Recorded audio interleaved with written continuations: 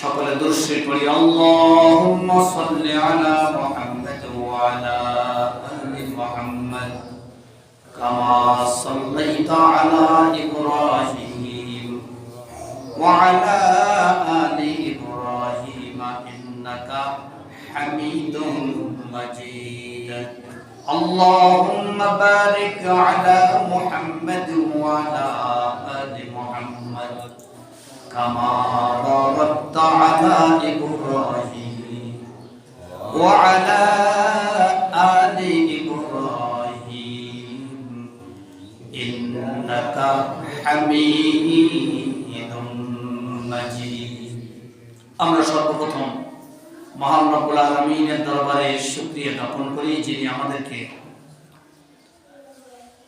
পবিত্র শবে বরাত এর রাত্রকে সামনে করে নিয়ে জুমার দিন জুমার নামাজ পড়ার জন্য আমাদেরকে একত্রিত হওয়ার তৌফিক দান করেছেন। এই জন্য শুকরিয়া তার বলি আলহামদুলিল্লাহ।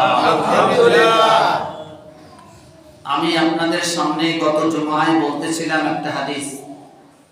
রাসূল বলেন ইন্নাল্লাহা লা ইয়াত্তালা ফি লাইলাতিন নিসফি মিন শাবান ফায়াগফিরু লিজামিই খালকিহি ইল্লা লিমুশরিকিন আও মুশাহিদিন।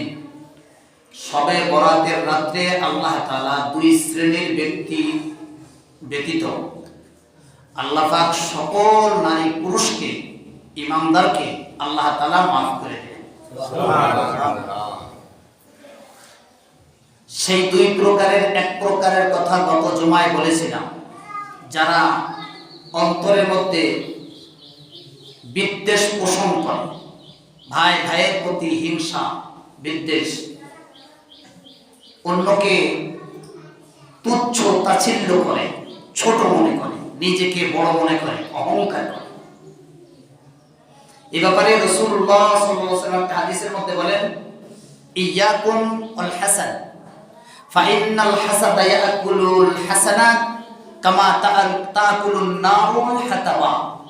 রাসূল বলেন, উম্মতেরা তোমরা হিংসা বিদ্বেষ থেকে নিজেকে বাঁচাও, কেননা আগুন যেমন কাষ্ঠকে পুড়িয়ে ধ্বংস করে দেয়, ঠিক তেমনি ভাবে হিংসা যদি কারোর মধ্যে থাকে তার আমলনামা থেকে আমলগুলো ধ্বংস করে দেয়। বলেন না। এই জন্য আমাদের বড়রা, আমাদের বড়দেরও বড়রা,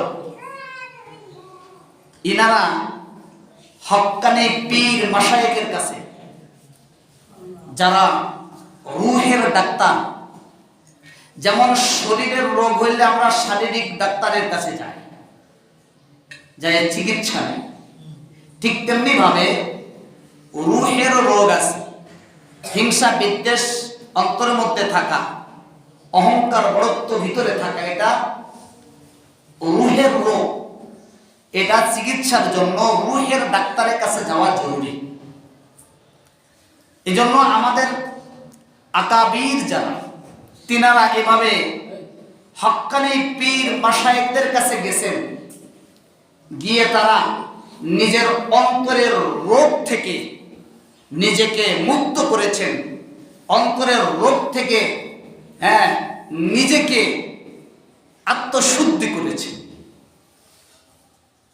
ঢালকানগরের হযরত একটা ঘটনা বলছিলেন যে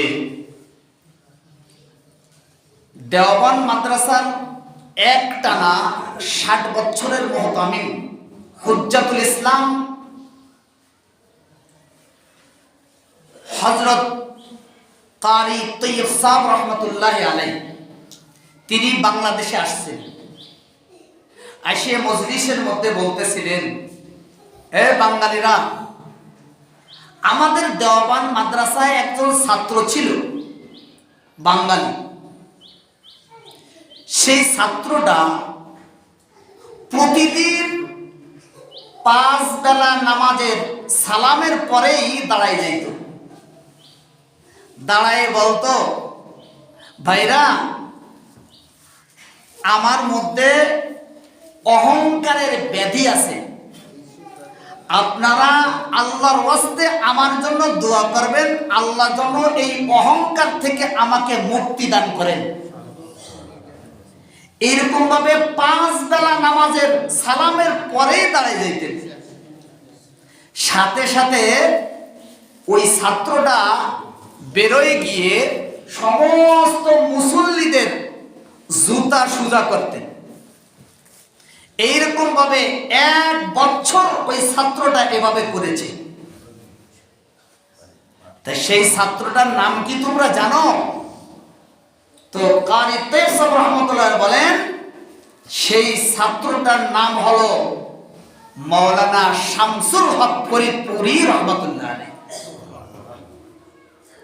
আমি যেই মাদ্রাসা থেকে দাওরায়ে হাদিস পাশ করেছি, গোপালগঞ্জ গৌহারডাঙ্গা মাদ্রাসা, ওনার নিজের বাড়ির পাশে মাদ্রাসা। উনি আরো অনেক অগণিত মাদ্রাসা বানাইছেন। এই যে ফরিদাবাদ মাদ্রাসা, ঢাকা ফরিদাবাদ, এই মাদ্রাসা প্রায় 3 একর নয় থেকে বেশি না কম, এই এত জায়গায় সব নিজস্ব সম্পদ মাদ্রাসা। এরকম বড় কাঠের মাদ্রাসা, অনেক অগণিত মাদ্রাসা তিনি বানাইছেন। তা তিনার বাড়ির পাশে গোপালগঞ্জ গহরডাঙ্গা মাদ্রাসা, সেই মাদ্রাসা থেকে আমি দাওরায়ে হাদিস পাশ করেছি। তো এই মাদ্রাসার পাশেই উনি ঘুমিয়ে আছেন, হেফজখানার পাশে, মসজিদ আর হেফজখানার পাশাপাশি, সেই পাশে উনি ঘুমিয়ে আছেন। হাফিজ হুজুর রহমাতুল্লাহ আলাইহি তিনি তার কবর জিয়ারত করতে গেছেন গোপালগঞ্জ গহরডাঙ্গা মাদ্রাসায়। ঈশার নামাজ পড়ে কবর জিয়ারত করে ঘুমাইছেন। ঘুমানোর পরে ঘিরান আসতেছে। কিসের এই ঘিরানটা কোত্থেকে আসে?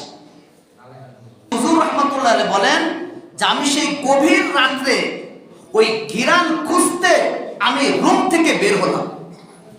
খুঁজতে খুঁজতে খুঁজতে খুঁজতে গিয়ে দেখি যে আমার বড় ভাই শামসুল হক ফরিদপুরের কবরের মাটি থেকে ঘ্রাণ আসতেছে। সুবহানাল্লাহ।